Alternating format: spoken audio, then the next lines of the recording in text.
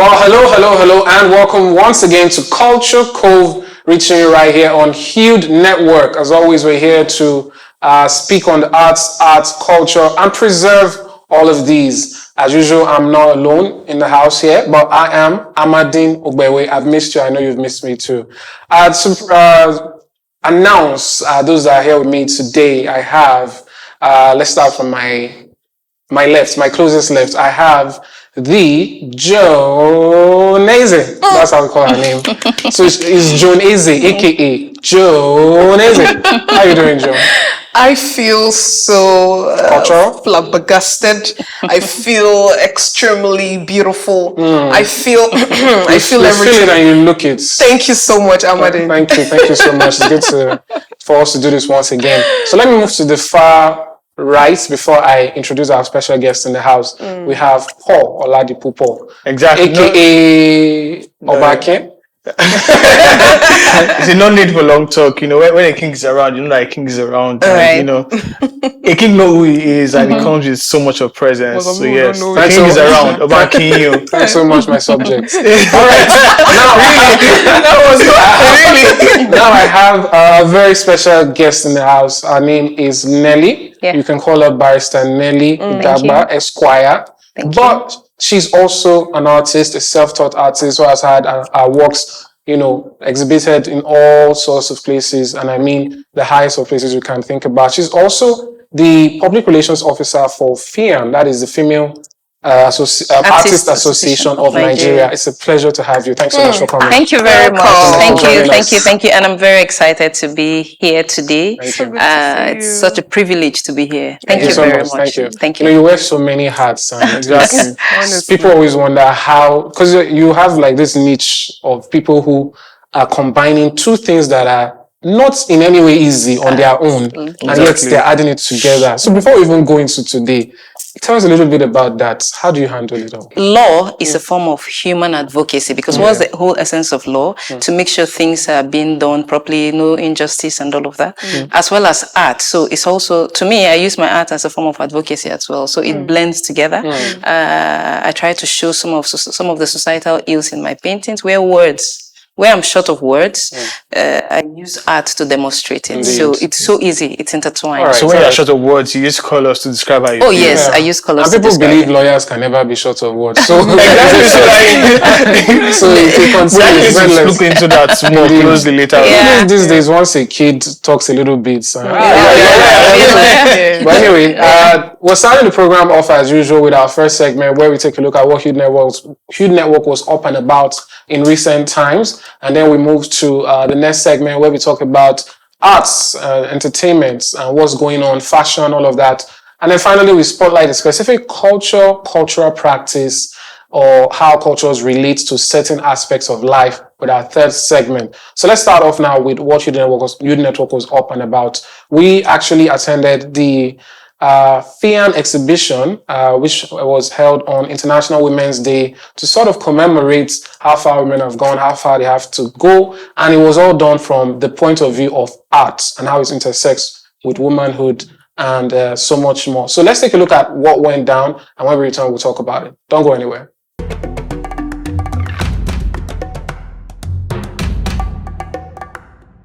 A striking collection of bold, emotional, and thought-provoking art took center stage at Nike Art Gallery in Abuja as female artists from across the country showcased their work in a special exhibition that highlighted the unique perspectives and lived experiences of Nigerian women. Organized by the Female Artists Association of Nigeria, the exhibition brought together a spectrum of voices, each canvas, sculpture, and installation offering insight into issues ranging from identity and resilience to societal norms and collective memory. Veteran artist and gallery founder Chief Nike Davis Okundaye reflected on the value of female artistic expression. She spoke passionately about preserving culture and passing knowledge down through art. Well, that is why we bring the older women to pass the knowledge to the younger generation. You see the older work is dying off. Nobody want to do it because of the labor intensive. But now when you look at it, you can construct your own loom and make it faster. So our own is to continue to bring it in a traditional way, then you people turn it to contemporary way. And then the sky is our beginning. Miriam Megida, the president of the FEAN and one of the exhibiting artists, used our work to stress the importance of education for women. This is the painting I'm exhibiting, and it's titled Moishuka, which means left hand. It's a depiction of three figures of women using metaphorical flowers to represent their heads to show beauty, blossom, and growth in the society. And also I incorporated the Ajami writing manuscript, which is Hausa. It was used in Hausa to write poems. Another exhibiting artist, Aisha Orji, who serves as Director General of the Center for Black and African Arts and Civilization, explored the economic and social value women continue to generate. Her work challenged viewers to reconsider how women's contributions are framed and appreciated. I have two pieces from my series called Experiences. One of them is called Mother-in-Law and the other is called Grandma's House. And it's basically showcasing the different women we get to experience in our lives from birth to when God decides to take us. So I felt it was important to highlight the importance or lack of the various women that I've had a chance to experience in my life. For Judith Yahaya, her piece was rooted in how the environment shapes us. Her technique explored the interaction between women and their surroundings. I get this quite often, the colors on the skins of the subjects I paint, and it reflects painting is a technique in art where colors surrounding reflect on an object, and so I've somehow turned this technique into something more symbolic. And so the images, you can see they're reflecting colors of the skies on their skins, and so that sort of symbolizes influence and how their environment shapes them, influences them, and all of that. Artist Adiwu Talatu Onkala took a more haunting approach, drawing inspiration from the tragic Chibok girls incident. Her installation was a reflection on violence, loss, and the enduring fight for justice. The work is inspired by the Chibok girls that were abducted some years ago. I think the composition is the gradual progression of the situation in the country. Below here, you will see the faces of the abducted girls in their school uniform as released from the beginning. And then up here are the set of women that were released at a particular time, as you can see by their full-on expressions. The elegantly dressed lady here is my idea of how these girls would have looked. Other artists like Chidera Confidence, Eukaria Umbashal, and several others contributed works that celebrated womanhood in its complexities, each offering their unique lens on life, identity, and resistance through their creative expression. So here I'm trying to say that when you want to fix your life, it's best you connect to your maker, the one who created you. So when you start from there, you get inspiration on what to do next.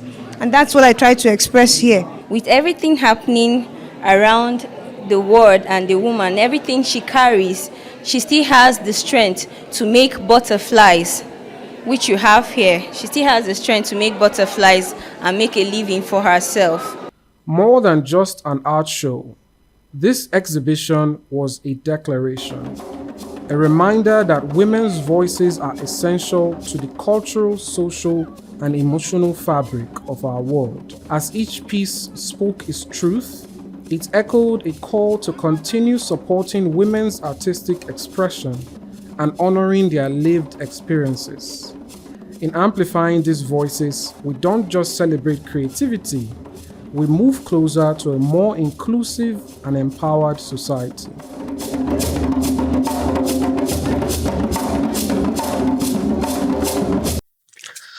Wow, that was amazing, really. Interesting. And, I think we should start with you, Nelly, because, when we're there, we get to experience things as spectators, as those who view the arts and all of that, but you're behind the scenes, not only with actual making of the art, because you are an artist. I think sometimes we need to clarify, because when people see artists looking all glammed up, they can't picture, the pain. So I have to restate that, So what's it like from your end, and then also organizing, bringing different women together, getting all of them to come together and do all of this to promote the different messages being sent there? Well, it's really, as the Public Relations Officer of Female Artists Association of Nigeria. It's been very beautiful working with women who are, talented women like this. Women are very understanding, and they are very committed, emotionally committed. Anything they do or whatever they said their... I agree with you. Thank you very much. Or whatever they said their mind. We do not disagree. I think it's important to clear that. So it's really easy coming up, especially, and anytime we come up with events, we come up with a theme and just tell all of us we are going to work with this theme, and everybody goes into their shell, come up with creativities, and it's so easy coming up with they put it all out, and then we host such events. It's really beautiful working with women, and like I said earlier on, they are very emotionally committed to anything they put their minds on, so it's not a big deal at all. I was actually blown away so much that day with so different art pieces. Like I'm one that actually love art. I would just randomly go visit any gallery around me on some Saturdays and things like that. So for me, that was another day again to experience arts in a different form. But this one now, everything in the gallery had a theme, and so it was more like as I'm not finished soaking this one in, and I'm moving on to the next one, getting the story and all of that. I think two pieces that struck out for me was first Meshurika, where that's Miriam's painting, which had description, exactly the writing, the poems there, and also the metaphoric trees and all of that. And also another painting that spoke to me so much was Aisha's painting. That's grandmother's house, and it just reminded me of how we'll go to grandma's house, and then next thing she's asking everybody, what do you want to eat, what do you want to eat, and then she cooks different things exactly for everybody. Grandma's house is more like comfort, basically. Everybody wants to go to grandma's house. But I really want to know from your own end now as an artist, like before going to a canvas to paint, what's on your mind? How or when do you get that nudge, that click that yes, it's time to go and paint? Well, personally, it comes to me sometimes like a flash. Yes, I could be sleeping, and then this thought just comes inside of me. You see me, I jump up from the bed, I'm checking, is it time, is the place bright, can I put down what just came into my mind, and so that's how it comes, and then I just put it down. That's one. Sometimes, like I earlier said, if because I use art as a form of advocacy, there's something I could see terribly done to a woman or women, and then it's so sad that the only way I could ease myself off of it, especially if it happens somewhere I can't reach out to help, maybe do my law pro bono or whatever, I'll come up with some lawyers that can we help. So I just pour it out in canvas, expressing how sad such treatment, or sometimes it could also be old tradition, and then I'm like, you mean this type of a thing happened to a woman? I'm sorry, men. I'm always very particular about women. And then I try to put it down in a canvas to let people know that, hey, this woman or women went through this just for history purpose, But wait, one more thing. I want to know, has any of this inspiration come from food? Food. Yes, maybe you eat a food and then it just bangs, just slaps differently, and then it just go like. She's not like you, Paul. She's not like you. Well, anyways, I think one thing I really love about art and like paintings, music is the description, the intention behind it. Yes. You see a particular pieces, and what I really look out for is what is the description behind this? Absolutely. What's the message this person is trying to pass?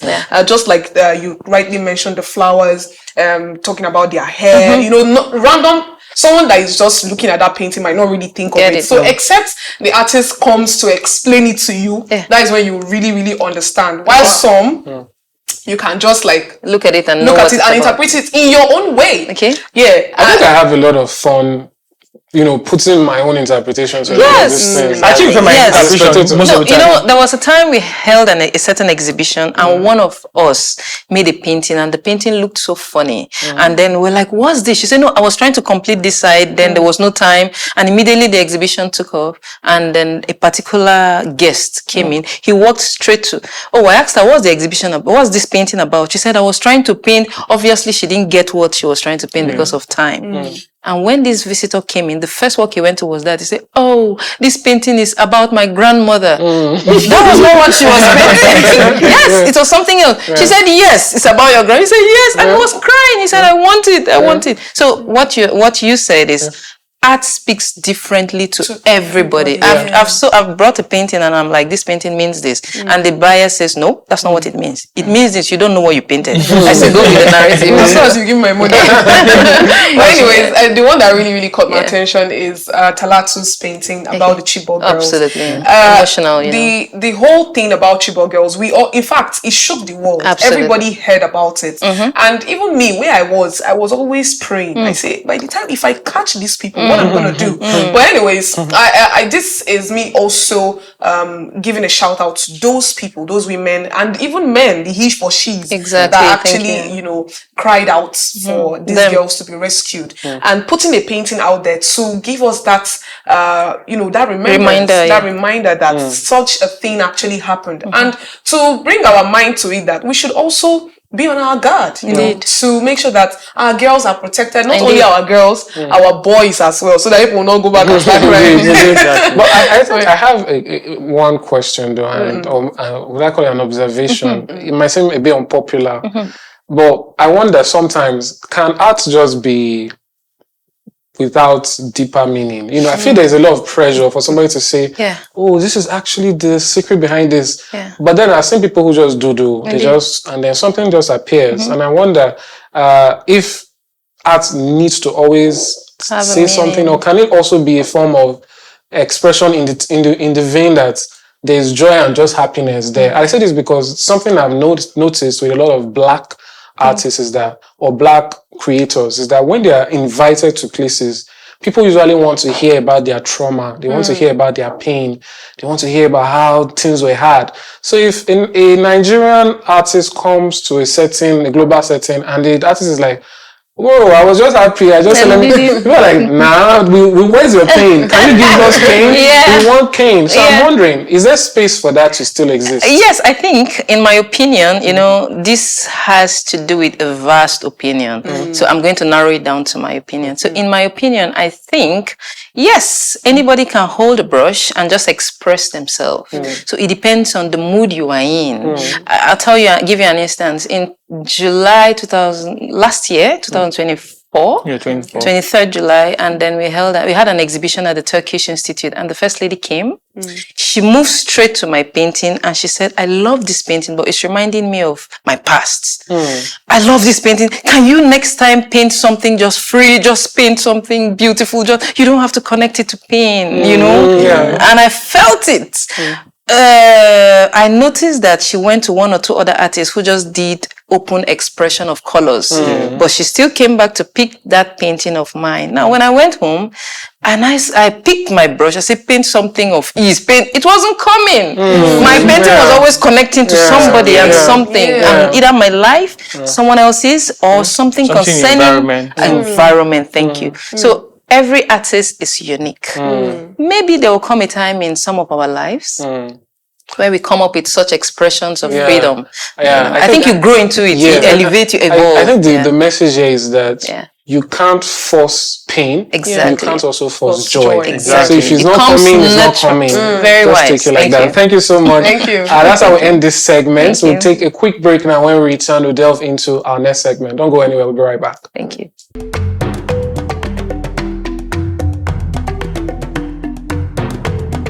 Keep watching. Please keep watching Culture Cove on Hued Network.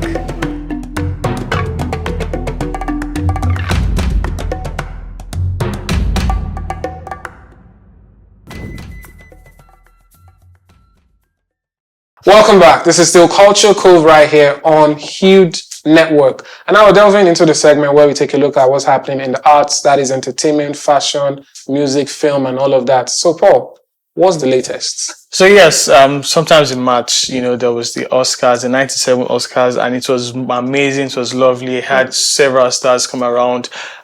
We had with Anora winning best movie, a lovely one. Actually, everyone was expecting that Wicked would actually get something, but then not everyone. What's on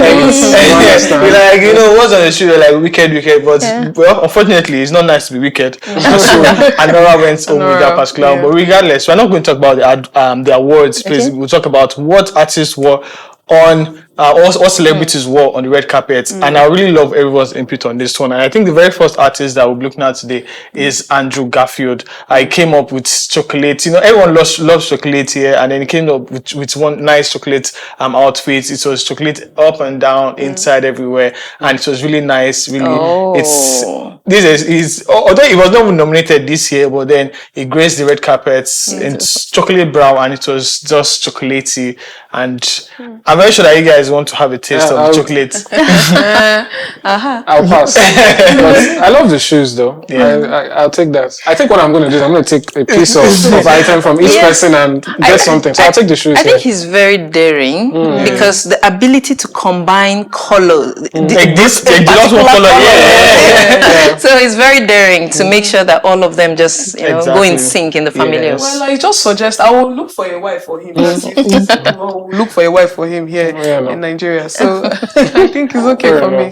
So let's go straight up to Coleman Domingo. That is another nominee of the Best Actor of the Year, and is second time in a row that is being nominated for that particular award. And then he's coming up with a different vibe, different energy. He tried not to do too much, tried to be simple, but it's classy. Coleman Domingo. And I think I would say part of a lot of this thing is also the courage. I mean, we were talking about it before off air, but sometimes the confidence people used to do things can really be a part of something. I can bet you if you don't have such confidence and you wear this clothes, you will look like a retired priest. So the confidence actually has it does. So the cloth. Is it the cloth that makes the man, or the man that makes the cloth? I think the man makes the cloth. Makes the cloth. In my own opinion, really, like it works hand in hand, because if the cloth doesn't make the man can't make the clothes. I think the point is, I remember someone defining something about confidence. Confidence is not caring if people like you, and then the person said, "No, that's not what confidence is. Confidence is not." Oh, sorry. If people don't like you, it won't matter. That's the at the end of the day, it's not like you are struggling to get people to like. So I think it's just the courage as well. If you slumped, if you hold yourself back a bit, the whole thing changes completely. My point is that if the clothes wasn't made for the man can't carry the clothes. But the point is that is why you order something and then you're like, no, this is not what I ordered. But I think you can still use attitude to sell that thing. The reason I say is that you should be able to wear. I'm not encouraging indecency, but you can wear just boxers and you still look better than somebody who all exactly. This is a very long debate, and I'm not ready to drag it. They have to actually, because I'm not set with all of this I'm here. But now let's move on to the next outfit from Ariana Grande, a star in the movie Wicked, as she came off looking flowery, looking like the Barbie that she is, and it's just amazing. I'm being a fan of Ariana since like way back, and I feel like on the red carpet she never misses it. And once again, the Wicked star never misses it. I want to really hear from Joan here, because I feel like designers, if you guys don't know, Joan Eze is not just a presenter; she has many characters. So I feel like what goes on in your head could be what it takes to make this. So can you make this? I can. This is nets. Those there are beads or crystals. I love this outfit a lot. It's just giving. It's giving everything beautiful. It's giving the whole princess vibe. So is it vibe. carton they used to do this? It's not carton. This is what we call that's what you're going to. I just amateurs. You don't know what enough, most of the things, different people have different things they use to make things like this to stand. Some people put bone inside it, some people put crinoline, different kind of materials to make it stand. So some people even put collar gum. There's what we call collar gum, and it makes it stand as well. So but the nets, people should try. So how long do you think this will take you to make? It can take me maybe 2 days, 3 days. No. Are you sure? Like the full day. Wow. Okay, I will reach out to Arenia Grande. And can you replicate this? Of course. Wow. We won't get what I ordered. And another thing I need you people to understand is most times, most clients don't understand that what you see someone wear might not fit you. You see where I'm coming from? It might not fit you. Truly, the man is the person that makes the clothes. I think it's in two ways. You see, coming to me. Don't cry. Go on. What I'm trying to say is there are some clients that say the way it sees on this person's body, that's how I want it to be on my body. Exactly. And someone like me, I'll be like, your body is not the same it's now. not the same thing. You're not as slim or Now not as talking to curvy me. as this person. So what do you expect me to do? So by the time I'm done, and someone like me, I'll warn you first. And when you say no, go ahead. When I finish sewing it, and you want to start doing, I'll just play that tape for you. I'll say, I don't have any. It's true enough, really. And I think sometimes, like you said, people don't take into. Sometimes I think the way we see ourselves is not how we really are. Absolutely. And then I don't know if that happened with you guys, but there are times where I have an event and I have planned a dressing. It's going to look like this. And then I just look at the mirror and I look like a potato. This was not why is it not translated? So now people are understanding the fact that the man makes the clothes and the clothes makes the man. It's not It's fine. Let's come back home. As you saw one Nigerian also representing us, that's Cynthia Erivo. Exactly, Cynthia Erivo with a lovely emerald green, all gracious and looking very. This is actually what Wicked looks like in the real sense. Absolutely. I've seen this a couple of times, and I'm always surprised when you say green. This emerald green. Then I take a look. It's emerald green. Like a black, but it's not. Okay, I can see the reflection of exactly. The woman is black, but the cloth. Oh wow! Exactly. This for me, I really love her nails so much. How she She's still giving Wicked a bit. Exactly. That's the point of the dress. And yes, come as your character. It's actually a huge bow if you think about it. Yes, it is. I this particular outfit is giving me this vibe of when I was a child. This kind of movie where you watch and the person playing the devil character always has the horn and this kind of cape and all that. So like the vampire. So exactly apart from the Gada gown, the Gada part of it, that's the cape is already giving the whole wickedness vibe. The nails is giving the wickedness vibe, but the smile is actually, it's me giving the mischievous smile. I can actually harm you. She actually looks like a Nigerian auntie here. No, she's Nigerian. So what? I mean, but she grew up elsewhere. But exactly. She didn't grow up with us. It's in the blood. One thing I like about we Nigerian women when we copy fashion, there are some fashions we don't go close to, like this. We won't try this in church. Actually, I feel sometimes some of these clothings they are just meant for pomp and fare. Exactly. If you try to have a regular day like this, except you are going with a crowd of. Try not to have it on a regular day. Thank you. Regardless, unless you have one big event they are going fine, you just wear something like this. I think one of the last one I would love us to look at is Coco Jones, and that's because she's an actress that I love as well. And she came on all glamour, black, like so looking sassy, like. Coco Jones is one this is someone that you say that she makes the clothes every time, regardless of how the clothes looks like. So fair.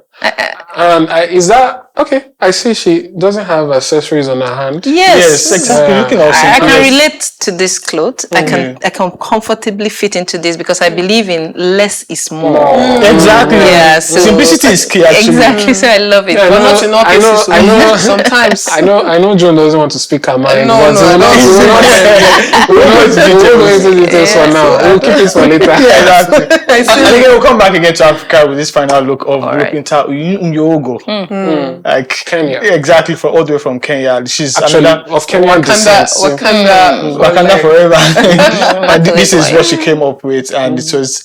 Well, for me, I feel like it's too small for the Oscars, but okay, I'll manage it. So are we going to say less is more here? I can't speak. I can't So it's not in all cases. It actually reminds me of the way little girls, try to dress up as, girls always want to be brides and all of that. Yeah. I feel like this, I don't know how little girls think, but I feel this would probably be something they would think is, I want to wear this one day and stuff like that. But maybe for little girls, for girls now, like you take that. I think it's great.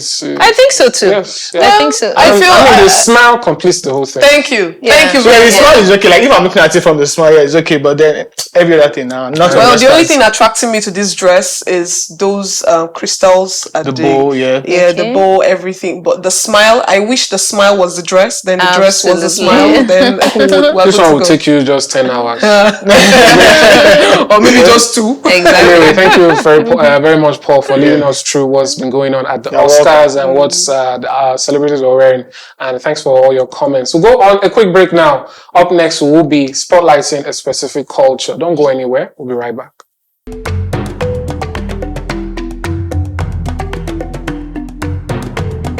Keep watching. Please keep watching Culture Cove on Hued Network.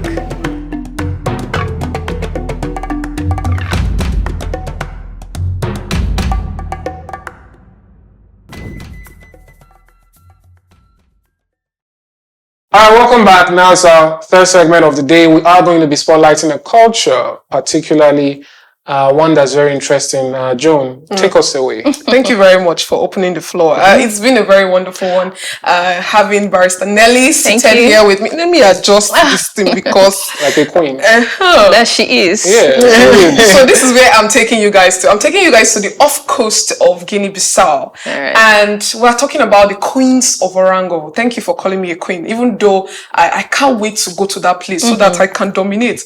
Now, in that particular place, coming from where we are coming from the patriarchal kind of setting where the man marries the wife, the man and all that. But here, the woman is the one that is in charge. She's a decision maker. Really? She's a leader. She's a political leader as well. She's a spiritual head. In fact, anything that is really going on in the society, women are the ones dominating. And the funny and most interesting part of it, they are the ones that marry the men. Now, let me tell you how it works. When they see a man that they like, someone like me, now if I see you now, Amadin, that I like you, I will, instead of me, going around, trying to win your heart. No, I don't have to do that. I will just have to go and prepare a small dish of fish and palm oil and present it to him. So that's what they do. If he turns it down? He dare not. Whoa. You cannot turn it down. Whoa. And when because it's a privilege, not because they don't really have a choice. So when the lady presents that dish of fish and palm oil to the man, it's a sign that I am proposing to you. She's proposing to the man, and the man accepts. And then the wedding preparations begin, and they celebrate them. And after all, someone like Paul, who is the man, packs his belongings to the woman and moves to the woman's house. Beautiful. And they begin to procreate. At this point, actually, your goal is actually just to drag us into the conversation. We're talking about the Queens of Orango. You make it about them. Actually, I'm a woman, so I think what stands out for me is when we see the men talk, they're usually so chill. Exactly, so calm. Our women are leading. They are doing their thing. We'll have our freedom to do what we want to do. No, there's not really freedom like that. There's not really freedom. Is it like dictatorship? Exactly, good question.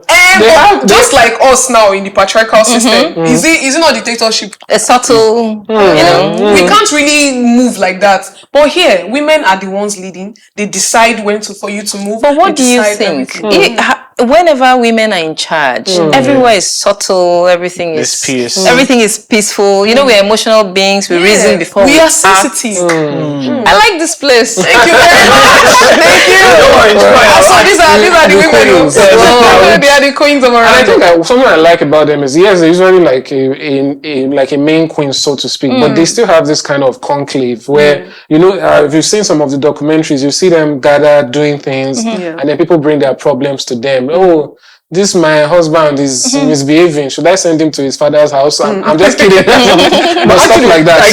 If a man is tired of a man a man's problem and all of that, she can literally chase him out of the house. Yeah. Okay, yes, I'm done with you. Thank you. Pack your bags and go. And it's just interesting to see that. This is where I'll have a problem. In as much as I want to be like this, but who takes care of the spending? Because I want to be in charge and I don't want to take care of that.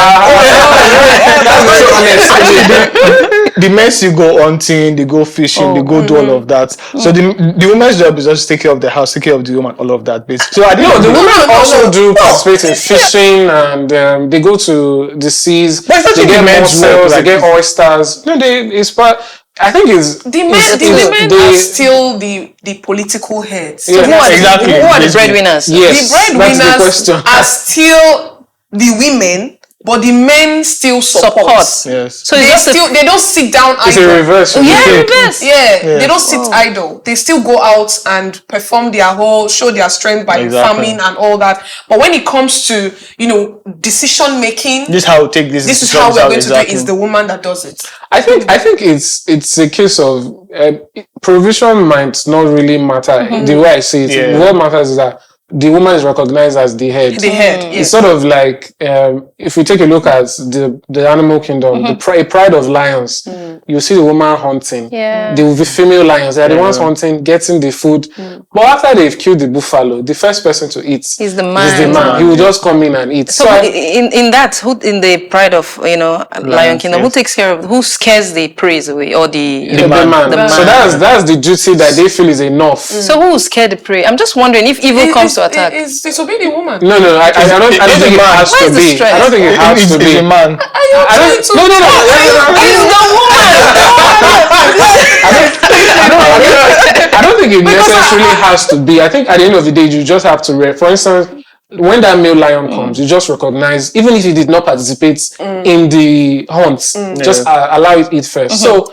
The men, you can still go and do Megad, go and fight the war, but you still come back. I'm in charge. That kind of, because I think women are smart enough to know not to get where to hurt themselves, or where their powers, their boundaries. No, I mean in this respect now, so take the responsibility of leadership without necessarily needing to overexert themselves, because I think women are able to know their capacity. Yes, because a man might feel, I'm the strongest in the world, I'm going to fight everybody, let's go. Because there's this argument that has been ongoing about 100 men versus one gorilla. Let's not get into that. So that kind of thing, I feel a woman could spot that.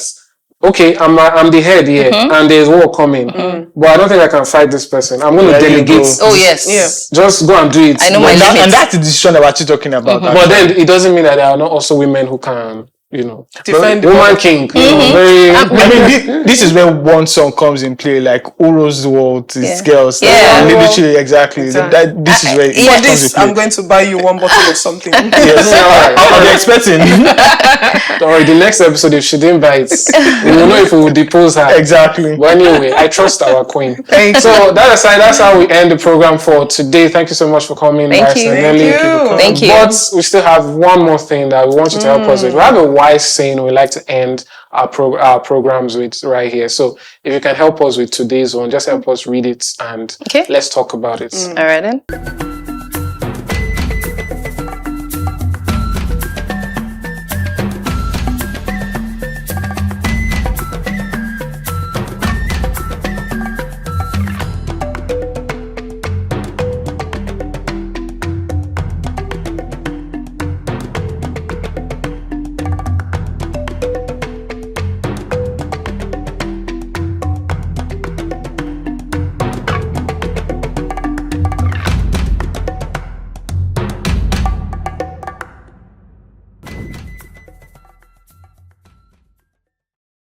It's another banger there. So, Nelly, please help us out. Okay, it says, if person too take for party, he go follow them wash plate. Actually, there was one little thing there. Party. It is exactly. I just point that out. So, what do you think about this? Well, it's still. I think it looks like knowing. Okay, let me try. Okay. If you, know when to call it a shot. Exactly. So know where and when to put a stop on it and to get your respect. Otherwise, you'll be disrespected. I support you on that. I think my own take is there's what we call August visitors. All right. Right? Whenever they come to the house, especially my mom, someone like my mom, we're gonna bring out that plate we used to reserve for the plate that no one uses in the house. No one even uses that one ceramic fine plate. There was a day she had to even bring down her wedding gift, just to serve a visitor. And then we brought down the cups, cooked beautiful meal, and then we didn't see that person again for a very long time. Then I think the person came back to the house after a few years.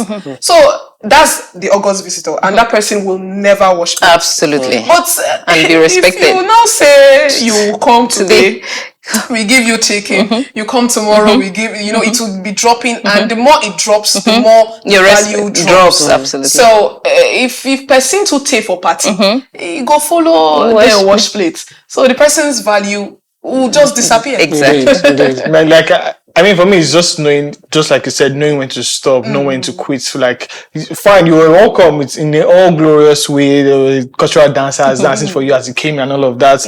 But then, if you stay too long, where you would also help those cultural dancers to pack their clothes, the plate that they used to wash, to eat rather, you wash it for them and all of those kind of things. So basically, there's a time for one to come to a place and do what you want to do. And so there's also a time for you to go. It's more of a thing of timing, knowing when to come and knowing when to go, actually. Indeed. I think I would like to take an alternate view to this. I would like to see it as a positive thing.